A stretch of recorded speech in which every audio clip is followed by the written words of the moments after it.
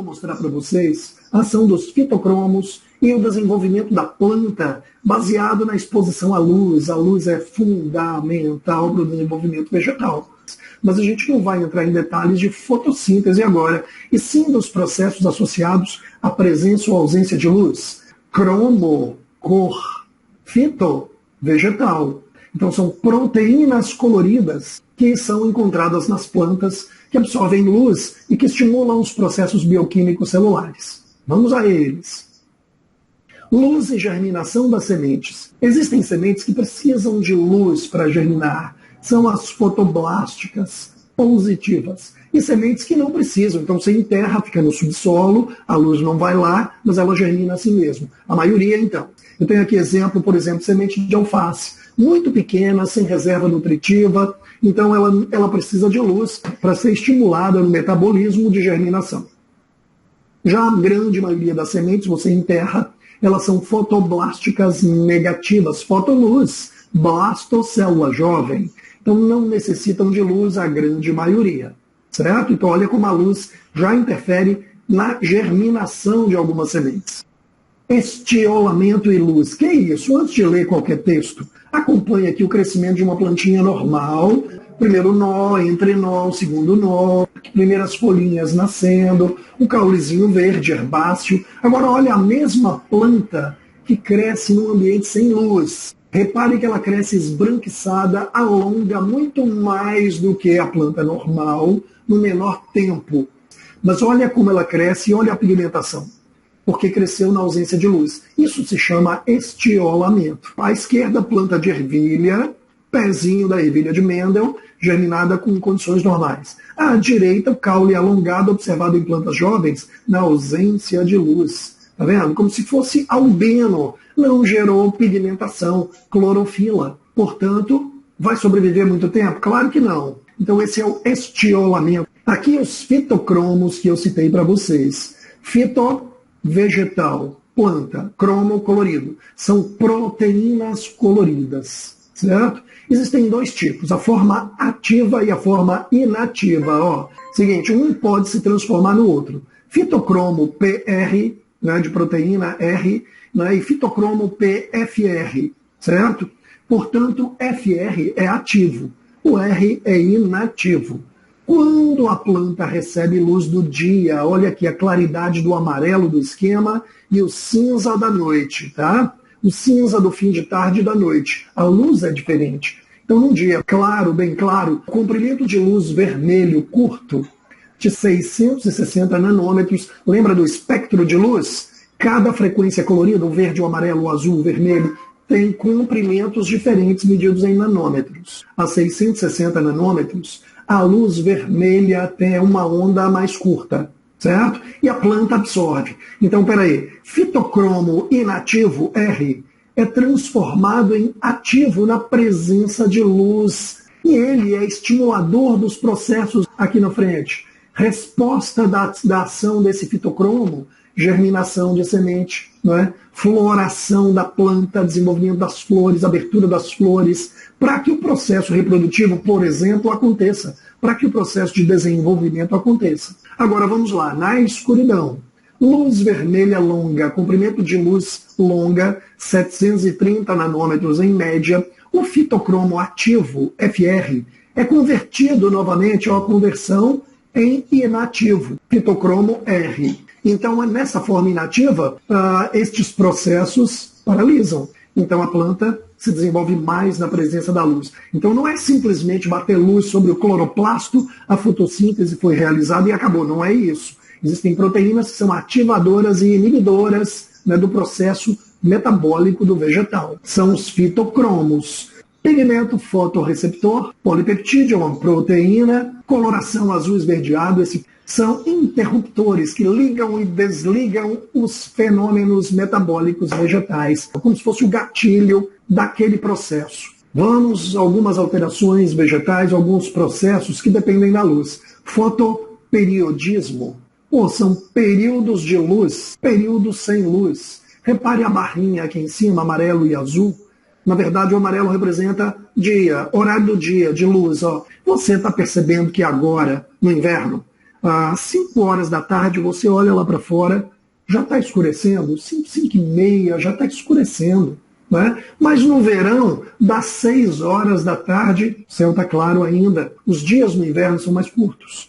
Dias no verão são mais longos. Então, peraí, tem planta que germina melhor em dias longos. Planta de dia longo, PDL, floresce exposta a um fotoperiodismo acima de um valor crítico, ou seja, muito mais luz, dias mais longos. Tem planta que obedece a esse tipo de ciclo, tem planta que não responde a esse tipo de ciclo. Outras plantas são típicas de dias curtos, florescem em dia de pouca luz e mais escuridão. Plantas de dias curtos florescem expostas a períodos abaixo da quantidade média de luz, claro, como o morangueiro, as orquídeas. E existem plantas que não sofrem essa interferência. Se tem mais luz, se tem menos luz, elas se desenvolvem do mesmo jeito, independentes do fotoperiodismo. São mais fáceis de plantar, né? Você cria uma cultura de milho lá na sua fazenda, independe da estação do ano. Vamos nessa, galera. Crescimento e curvatura, tropismo. Tropismo é movimento em direção a alguma coisa. Está aqui, movimentos orientados. Repare só, o girassol, está aqui uma flor não, né? Uma inflorescência. Se você olhar aqui nessa roda marrom, são muitas florezinhas aqui dentro. Tá? O girassol não é uma flor só, é um conjunto de flores, é uma inflorescência. Quando a luz bate ali, a auxina corre para o outro lado do caule, aqui a janela. A luz está vindo de cá, está aqui o caule do girassol. Então a luz bate de cá, o hormônio auxina corre para o lado que não tem luz e promove o alongamento das células do lado que não tem luz. Por isso que a planta enverga para o lado que tem luz, porque cresce mais o lado escuro do que o lado claro. Então, fototropismo, movimento em direção à luz. O tropismo é a atração em direção à luz, geotropismo, atração em direção à terra, ao solo. Raízes tem geotropismo positivo, né? Vão em direção ao solo. Já o caule vai no sentido inverso, vai para cima. Então, ele tem geotropismo negativo, está aqui. Positivo para a raiz, negativo para o caule. Também temos o quimiotropismo, já estudamos os ciclos reprodutivos vegetais, e você viu que gimnospermas e angiospermas possuem grãos de pólen.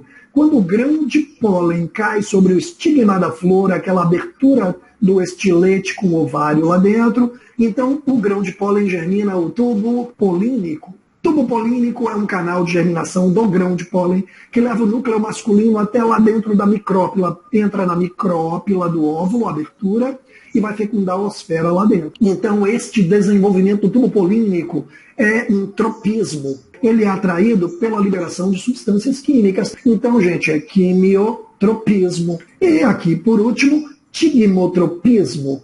Quando as gavinhas, aqueles caulezinhos modificados, né, do pé de chuchu, do pé de uva, do pé de maracujá e companhia, plantas trepadeiras têm caules com adaptações. Olha aqui, enroladinho numa haste ali, sei lá, isso aqui é uma haste de metal que eu coloquei para fixar a planta. Ela se enrola ali, acaba subindo e tomando conta do espaço. Então, esta atração do caule para se enrolar em determinadas estruturas recebe o nome de tigmotropismo. Repare as adaptações, né?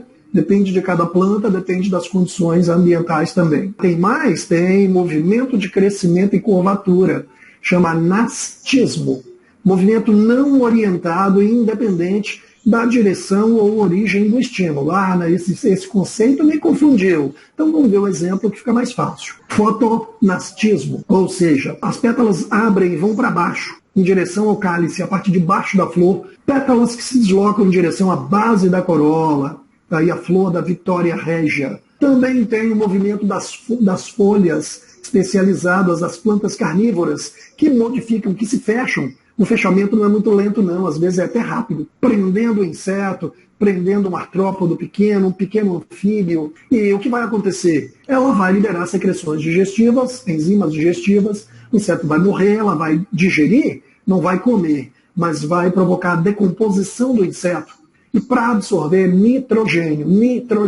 Você lembra que as plantas leguminosas têm nas raízes associações com bactérias, e elas captam o nitrogênio com mais facilidade, por causa da simbiose com bactérias fixadoras de nitrogênio. Mas aqui não, esse tipo de planta não tem. Como captar nitrogênio? dos animaizinhos aprisionados e mortos que entram em decomposição. Então, olha, tigmonastismo ou quimionastismo, e ainda o toque. Quem nunca brincou com isso, né? Se você viveu num apartamento a vida toda, fica mais difícil. Mas a gente toca nessa plantinha e ela fecha as folhas rapidamente. Tem vários nomes. Está aqui, murcha, mulata, mimosa, fecha a porta, mariquinha. Tem vários nomes essas plantinhas. Quando você toca na folha, ela fecha os folíolos rapidamente. Deslocamento de água nos vasos condutores promove o movimento de fechamento. Então, seismonastismo. E aí eu fecho a botânica. Acabou, professor, botânica, eu não acredito num negócio desse. Vamos resolver então aqui algumas questõezinhas. Eu vou ler a questão. Fechamos absolutamente tudo de botânica. Alunos de uma escola do Rio de Janeiro são convidados a participar de uma excursão no Parque Nacional de Jurubatiba. Antes do passeio, eles leem o trecho de uma reportagem publicada numa revista. Jurubatiba será o primeiro parque nacional em área de restinga, um braço de areia de 31 quilômetros de extensão, formado entre o mar e 18 lagoas. Numa área de 14 mil hectares, ali vivem jacarés, capivaras, lontras, tamanduás mirins, além de milhares de aves e peixes de água doce e salgada. Os peixes de água salgada, na época das cheias, passam para as lagoas, do oceano para a lagoa e vice-versa, onde encontram abrigo, inclusive, e alimento. Voltando ao mar na cheia seguinte. Nos terrenos mais baixos, próximos aos lençóis freáticos, as plantas têm água suficiente para aguentar longas secas.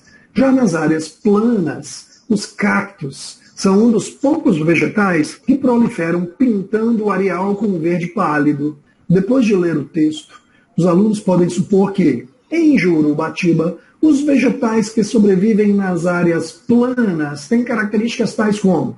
Aí você volta no texto, né, Xará? Está aqui, ó, já nas áreas planas, os cactos têm raízes profundas, cactos têm redução de folha a espinho, para reduzir a superfície de transpiração. Cactos têm caules verdes, porque não tem a folha verde para fazer fotossíntese. Cactos têm a cutícula, aquela camada de lipídio por fora. Tem depósito de cera para impermeabilizar. Então vamos a eles. Os vegetais que sobrevivem nas áreas planas têm características tais como... Eu vou ler as opções e você vai me dar a resposta. Letra A. Quantidade considerável de folhas para aumentar a área de contato com a umidade do ar nos dias chuvosos. Letra B. Redução na velocidade de fotossíntese e realização ininterrupta desse processo durante as 24 horas. Letra C. Caules e folhas cobertos por espessas cutículas que impedem o ressecamento e a consequente perda de água. Letra D. Redução do calibre dos vasos que conduzem água, xilema, né? E os sais minerais. Da raiz aos centros produtores do vegetal, para evitar perda. Letra E. Crescimento sobre a copa das árvores frondosas que impedem o ressecamento e consequente perda de água. Então, lança lá a sua resposta. Bora, galera, acorda! Portanto, resposta ficou na C? Letra C mesmo.